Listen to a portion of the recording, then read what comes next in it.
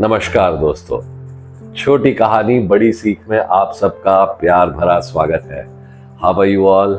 Hope you are doing well, stay blessed. तो चलिए शुरू करते हैं आज की छोटी कहानी।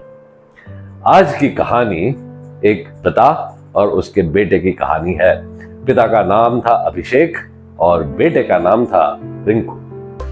कहानी सुनने से पहले मैं आपके साथ एक बात शेयर करना चाहता हूं। इस कहानी को बड़े ध्यान से सुनिएगा, बड़े ध्यान से देखिएगा, क्योंकि इस कहानी के एंड में, इसी कहानी के आधार पर हम आपसे एक सवाल पूछेंगे और आपको कमेंट सेक्शन में उस सवाल का जवाब लिख करके देना है। जितने भी सही जवाब आएंगे उनमें से एक लकी विनर को चुना जाएगा और उस लकी विनर को मिलेंगे 2100 रुपए का एक गिफ्ट वाउचर गुरुकुल ऑफ वैदिक एस्ट्रोलॉजी की तरफ से।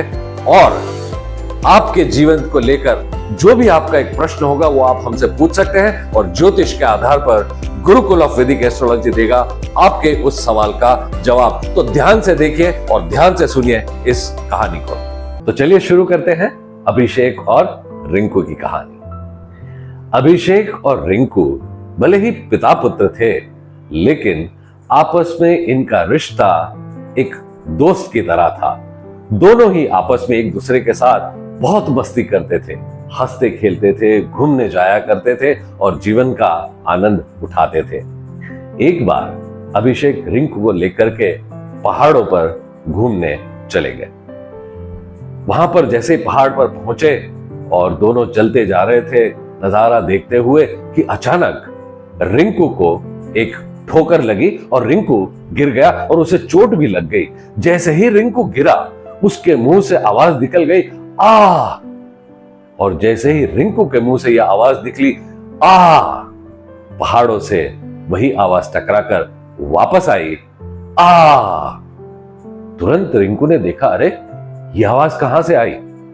और रिंकू ने फिर से चिल्लाकर कहा, कौन हो तुम? फिर वही आवाज पहाड़ों से टकराकर वापस आई, कौन हो तुम? रिंकू अब बिल्कुल चौंक गया कि ये क्या हो रहा है। और रिंकू ने फिर चिल्लाते हुए कहा, तुम पागल हो। सामने से फिर वही आवाज पहाड़ों से टकराकर आई, तुम पागल हो। अब तो रिंकू को बड़ा गुस्सा आ गया और रिंकू ने कहा, तुम बेवकूफ हो। सामने से फिर आवाज आई, तुम बेवकूफ हो। अब रिंकू बिल्कुल चौंक गया था, आश्चर्यचकित रह गया था कि ये क्या हो रहा है। 7 साल का बच्चा था, उसे कुछ पता नहीं था। उसने तुरंत अपने पापा से पूछा, पापा ये क्या हो रहा है? मैं जो बोलता हूं सामने वाला शायद कोई है, ठीक वही बात बोलता है जो मैं बोल रहा हूं। इस पर अभिषेक मुस्कुरा दिया और उसने रिंकू से कहा, बेटा अब ध्यान से सुनना। और फिर अभिषेक ने चिल्लाकर कहा, तुम चैंपियन हो।